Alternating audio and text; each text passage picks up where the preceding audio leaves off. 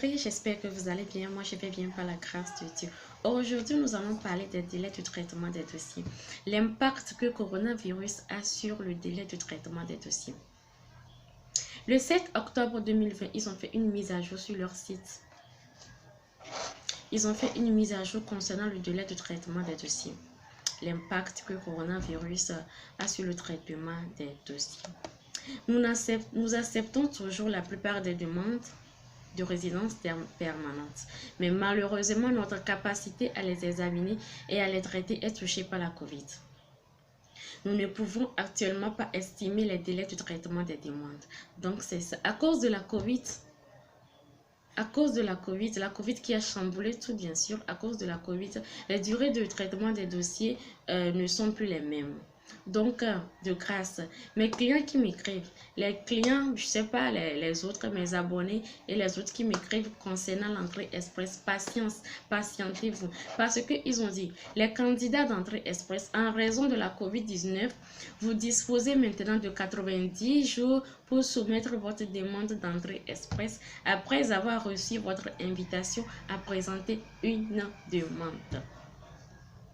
Parce qu'ils sont conscients que maintenant, il y a certains CRDV qui sont fermés par rapport à vos données biométriques. Ce sera tout un tas de soucis. Mais ils disent ceci aussi. Si vous présentez une demande, celle-ci doit être complète. Vous devez donc y inclure toutes les pièces justificatives que nous vous demandons. Si vous ne pouvez pas obtenir certains de ces documents pour le moment, vous devez attendre de pouvoir les obtenir avant de faire votre demande. Donc, de grâce, si vous ne pouvez pas fournir certaines choses comme les données biométriques, patientez et ayez ces documents en main avant de faire la demande. Nous nous concentrons en ce moment sur les demandes prioritaires comme celles présentées par les personnes suivantes. Les Canadiens qui rentrent au pays, c'est-à-dire les Canadiens qui sont à l'extérieur de leur pays et qui veulent rentrer dans leur pays. Donc, c'est ça, c'est l'explication. Les Canadiens qui rentrent au pays. Les membres de groupes vulnérables. Les demandeurs de permis de travail qui assurent ou soutiennent les services essentiels. Ces demandes-là sont prioritaires. Donc, du coup, patientez. Et si vous n'avez pas tous les documents en main, patientez. Parce qu'ils vous ont même élargi un peu votre durée. Au lieu de 60 jours, c'est aller à 90 jours. Au lieu de 50 jours, ben, c'est plus que ça. Donc, tout ça, c'est de votre avantage.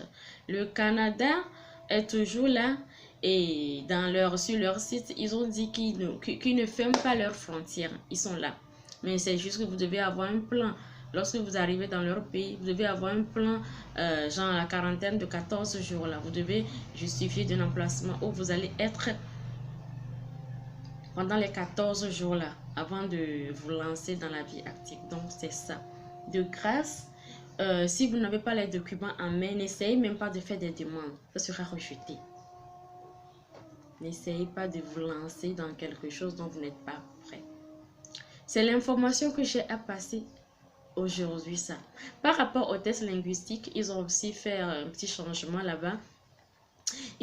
Pour l'évaluation linguistique, ils disent ceci. Nous n'acceptons que pour le français, le TF Canada, le TCF Canada, c'est-à-dire le test d'évaluation de français, le test de connaissance du français. Ce sont des tests qu'ils acceptent. Ils ont fait une mise à jour. Donc, c'est ça. J'espère que vous avez apprécié ma vidéo. Et si vous l'avez apprécié, n'hésitez pas de me faire des pouces en l'air parce que j'aime les pouces en l'air. Et si c'est la première fois que vous croisez ma chaîne, si c'est la première fois que vous croisez une de mes vidéos, essayez de vous abonner parce que je partage vraiment des choses qui vont booster votre projet d'immigration. Donc, parce que si vous êtes ici, c'est parce que vous avez un projet d'immigration, ça c'est clair.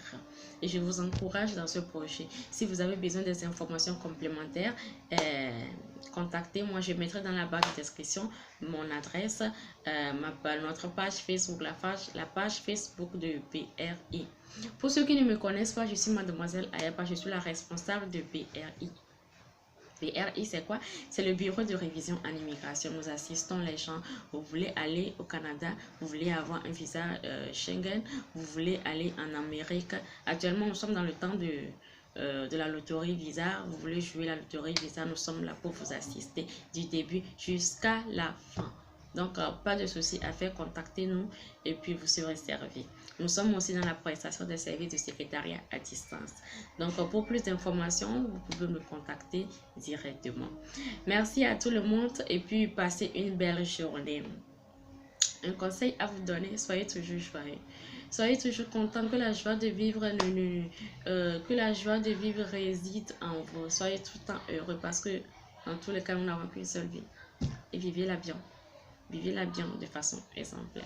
Je vous aime et puis je vous fais de gros bisous. Allez, bisous.